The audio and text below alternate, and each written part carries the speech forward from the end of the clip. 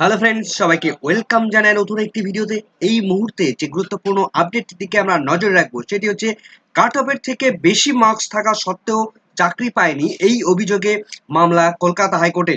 সেই মামলায় তাৎপর্যপূর্ণ নির্দেশ মাননীয় বিচারপতি রাজশেখর মান্থার। 2014 সালের যে টেট হয়েছিল সেই টেট থেকে 2016 সালে যে 42,000 প্রাথমিক শিক্ষক নিয়োগ করেছিল প্রাথমিক শিক্ষা পর্ষদ, সেখানে বেশ কিছু চাকরি প্রার্থী, বেশ কিছু মামলাকারী তাদের টোটাল স্কোর সেই জেলার যে কাট অফ ছিল তার থেকে বেশি রয়েছে, কিন্তু তারা চাকরি পায়নি।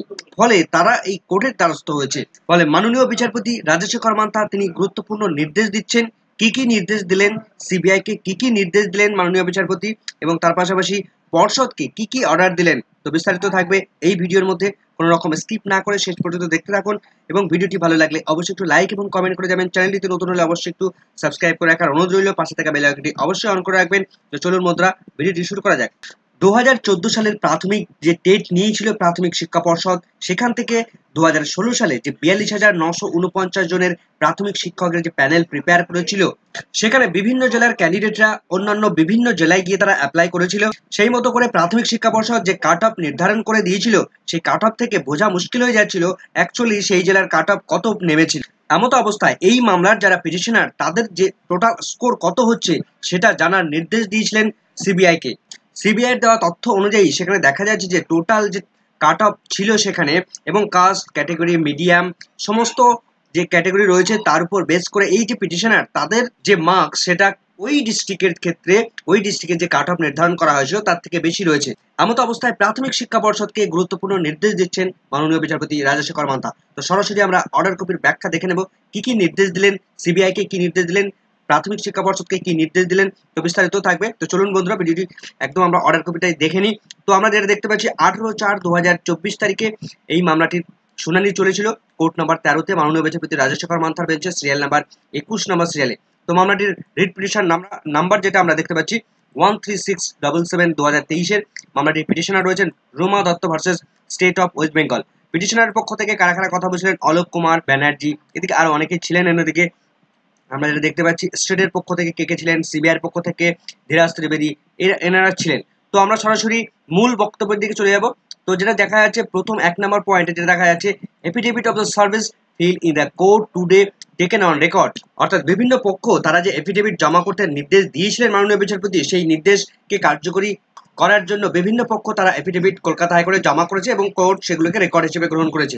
দ্য অর্ডার ডেটেড এপ্রিল 3, 3রা এপ্রিল 2024 তারিখে ইজ কারেক্টেড অ্যাজ ফলোস। অর্থাৎ 3রা এপ্রিল 2024 তারিখে মাননীয় বিচারপতি রাজশেখর মান্থা তিনি যে একটা নির্দেশ দিয়েছিলেন এই মামলার রেসপেক্টে, সেই মামলায় কতগুলো কারেকশনের প্রয়োজন রয়েছে সেটা তিনি উল্লেখ করছেন। ইন প্যারাগ্রাফ নাম্বার 1-এ, expression joint director JCB Central Bureau of Investigation shall stand corrected to read DIG SIT CBI, the cause list shall be corrected accordingly.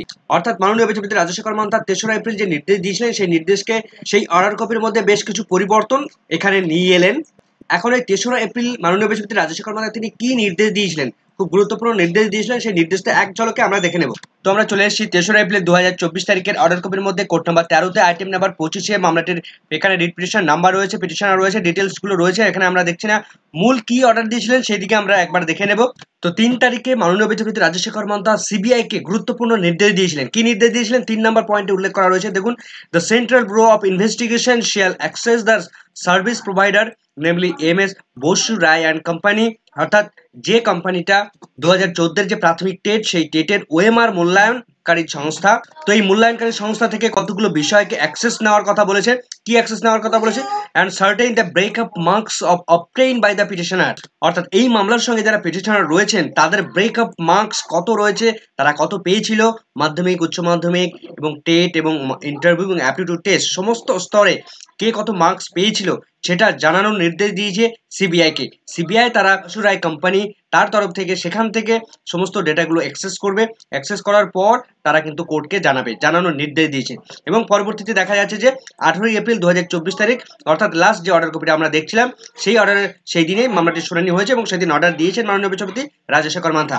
এখন এই মামলাটি কবে কবে শুনানি হয়েছিল আমরা এক ঝলকে একটু দেখে নেব। তো ফার্স্ট হিয়ারিং হয়েছিল 16 জুন 2023 তারিখে। এখানে নেক্সট ডেট দেওয়া নেই, তো আমরা দেখে নেব কবে কবে অর্ডার দিয়েছেন মাননীয় বিচারপতি।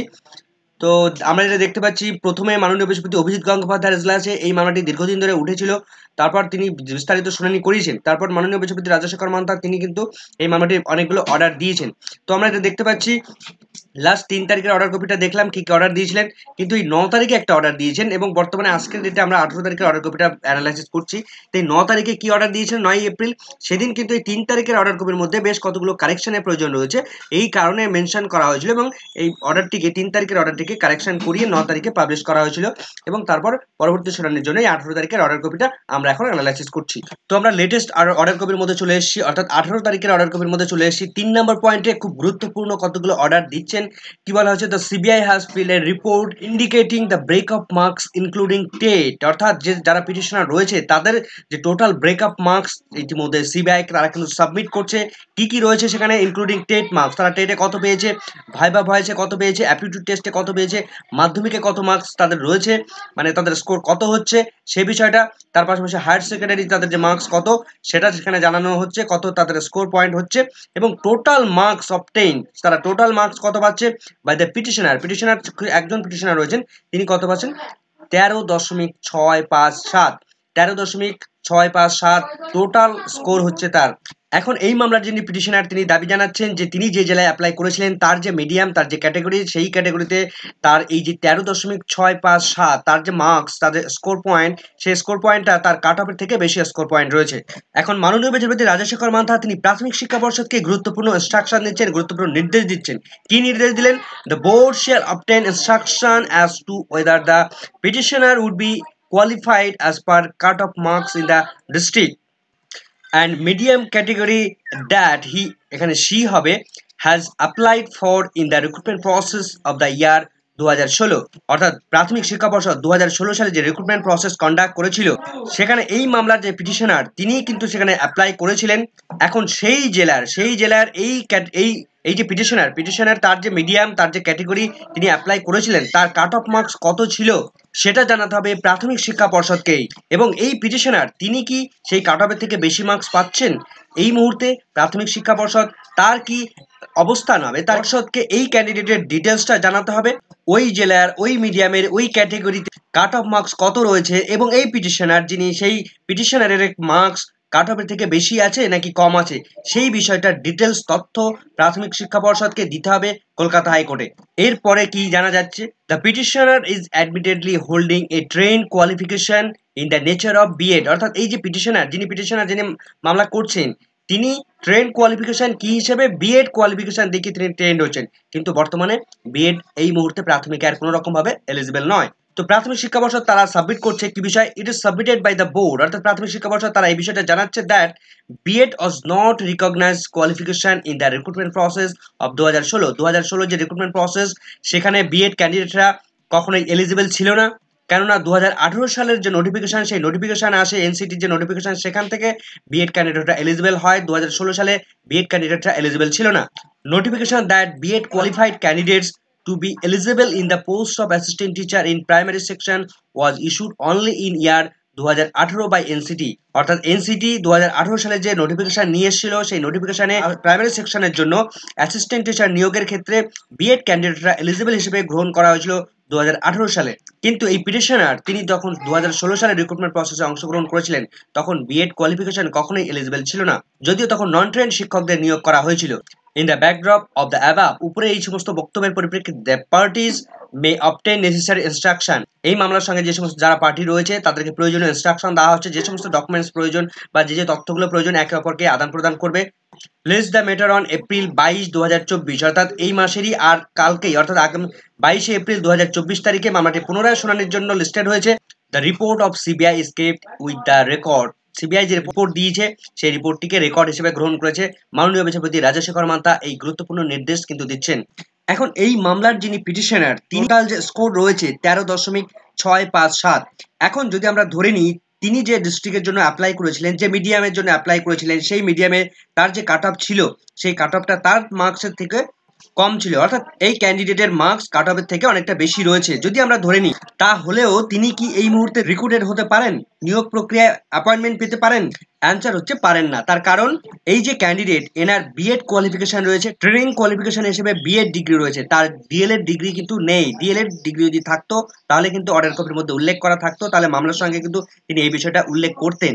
আজকের দিনে দাঁড়িয়ে কোনো নন ট্রেন টিচার নিয়োগ করা সম্ভব নয়, অন্যদিকে প্রাথমিকে বিএড ক্যান্ডিডেটও নিয়োগ করা সম্ভব নয়। সেক্ষেত্রে আজকের দিনে দাঁড়িয়ে মাননীয় বিচারপতি রাজশেখর মান্থা তিনি কিন্তু এই ক্যান্ডিডেটকে অ্যাপয়েন্টমেন্ট দেওয়ার নির্দেশ দিতে পারবেন না, যতই তার কাট অফের থেকে বেশি মার্কস থাকুক। এবার যদি এই ক্যান্ডিডেটের ডিএলএড কোয়ালিফিকেশন থাকে তাহলে এই বিষয়টা দাবি করতে পারেন বা মাননীয় বিচারপতি রাজশেখর মান্থা তিনি নির্দেশ দিতে পারেন এই ক্যান্ডিডেটকে অ্যাপয়েন্টমেন্ট দেওয়ার জন্য। তবে ওই জেলার ওই মিডিয়ামের যে কাট অফ তার থেকে যদি এই ক্যান্ডিডেট এই পিটিশনার যদি বেশি মার্কস পেয়ে থাকে তাহলে এই ক্যান্ডিডেট অবশ্যই ডিপ্রাইভ হয়েছেন। এই ক্যান্ডিডেটের 2016 সালেই অ্যাপয়েন্টমেন্ট পাওয়ার কথা ছিল, কিন্তু প্রাথমিক শিক্ষা পর্ষদের ভুলে হয়তো এই ক্যান্ডিডেট ডিপ্রাইভ হয়ে যাচ্ছেন, তখন তার চাকরিটা অবশ্যই পাওয়া উচিত ছিল। যাই হোক, পরবর্তী আপডেটের দিকে আমাদের নজর থাকবে। পরবর্তী যেদিন শুনানি রয়েছে 22শে এপ্রিল 2024 তারিখে, সেদিকে আমাদের নজর থাকবে কি কি অর্ডার দেন মাননীয় বিচারপতি রাজশেখর মান্থা।